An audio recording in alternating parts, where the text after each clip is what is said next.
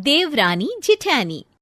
एक दिन शिवानी और प्रज्ञा रसोई में खाना बना रही होती हैं।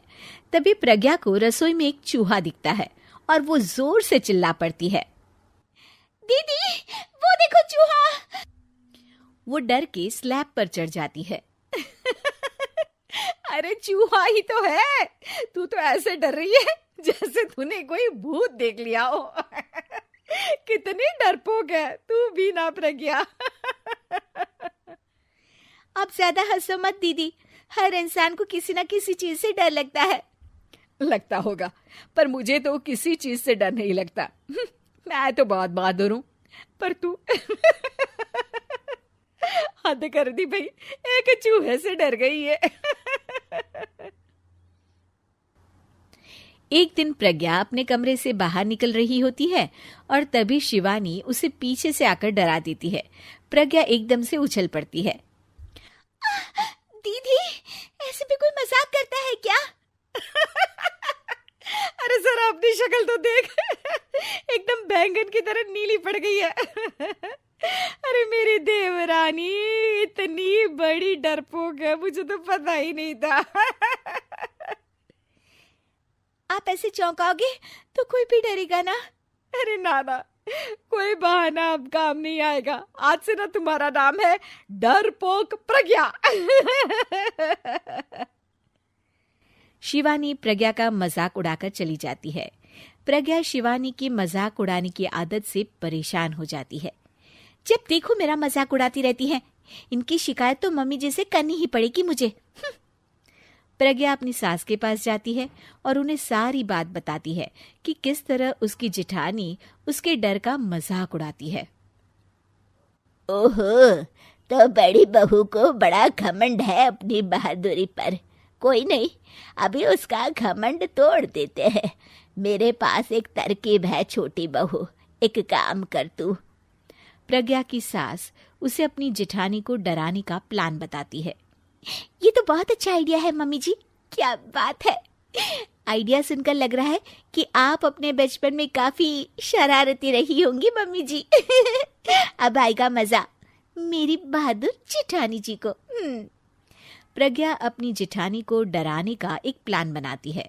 रात में वो शिवानी के पास जाती है और कहती है, दीदी मुझे ना बहुत डर लग रहा है। क्या हुआ मेरी डरपोक देवरानी? दीदी मैं छत पर गई ना तो मुझे ऐसा लगा कि कोई वहां है। ऐसा लगा जैसे मुझे कोई वहां देख रहा था, जैसे कोई साया। अरे क्या बक रही हो, तेरा वहम होगा। नहीं दीदी, आप चलो ना प्लीज मेरे साथ, मुझे तो बहुत डर लग रहा है। मेरी एक साड़ी सूख रही थी, वही लानी है। प्लीज आप चलिए ना ऊपर मेरे साथ। ओफो, चल। प्रज्ञा शिवानी को बहाने से छत पर ले जाती है और वो उसके पीछे चल रही होती है। ले आ गए हम छत पर, कहाँ है भूत, दिखा, कहीं तो है नहीं। तभी प्रज्ञा चुपके से सीढ़ियों पर छुप जाती है और शिवानी छत पर अकेली रह जाती है। अरे प्रज्ञा कहाँ चली गई? प्रज्ञा एकदम से सीढ़ियों का दरवाजा बंद कर देती है। अब शिवानी को डर लगने लगता है। मैं नीचे चली जाती हूँ। लगता है प्रज्ञा भी नीचे ही चली गई है। तभी उसके सामने एक खुले बाल सफेद साड़ी में औरत खड़ी होती है। शिवानी उस औरत को देखकर डर जाती है। हाल तू जलाल तू आई बला को टाल तू, हाल तू जलाल तू आई बला को टाल तू।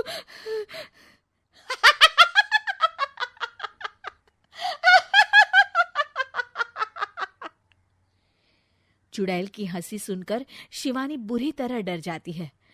नहीं, मुझे छोड़ दो, भगवान के लिए मुझे छोड़ दो। नहीं, मैं तुझे नहीं छोड़ूंगी, मैं तेरा खून पी जाऊंगी। तभी चुड़ैल की हंसी उसकी सास की हंसी में बदल जाती है।